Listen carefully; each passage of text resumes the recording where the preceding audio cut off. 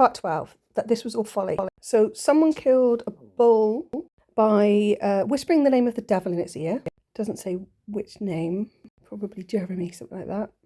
And then Pope Sylvester raised the bull, like brought it back to life. I don't know what he did, whispered the devil's name backwards or something. But of course, that's all symbolic to my mind. I mean, I wasn't there and there's no video evidence, but the bull is associated with other religions. You've got, I think, Mithras and obviously Hathor, and also Dido with the oxen. I think it was an ox field or something. So I think this is a reference to the older religions where the horns might even relate to the fallopian tubes. Then at dawn we came down to a temperate valley. So it mentions in the introduction of that book that the climate is mild in the Rhine Valley. And it also mentions in St. Martin's Cathedral in Mainz, the 9th pillar of the North Aisle, there's a monument of Elector Conrad III of Dorn.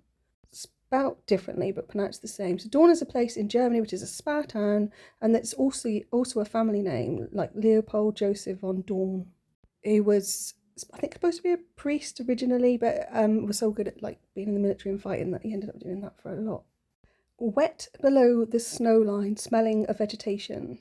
There's obvious fertility links there, but I think the fertility links are used as part of this layering. I don't really know, that's just what I think. Anyway, so I was thinking wet. I've mentioned wetting before. I think it's the House of Wetting, but the book mentions the Stadel Art Institute of Frankfurt. The second floor, cabinet 3, very detailed, snow white and rose red. So that is a tenuous link to this idea of the snow line, but also another reference to like a goddess figure. And then looking for the word vegetation, came across a place called Moose. And it says, luxuriant vegetation. At the bottom of the valley, the stream dashes impetuously over the blocks of granite.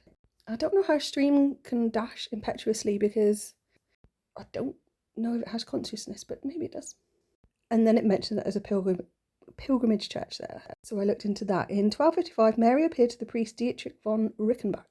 She instructed him to build a wooden chapel. Later, another chapel was built with stone in 1268 under the protection and funding of the Swabian Count Rudolf of Habsburg, the first Holy Roman Emperor and King of Germany.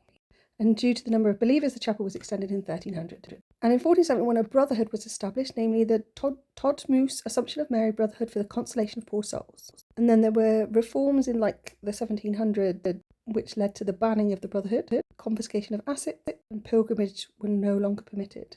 And that lasted until the 19th century when the ceilings were then restored. And the ceiling could also relate to the low sky that comes in a couple of lines. I think that's enough for the time being. Thanks for listening.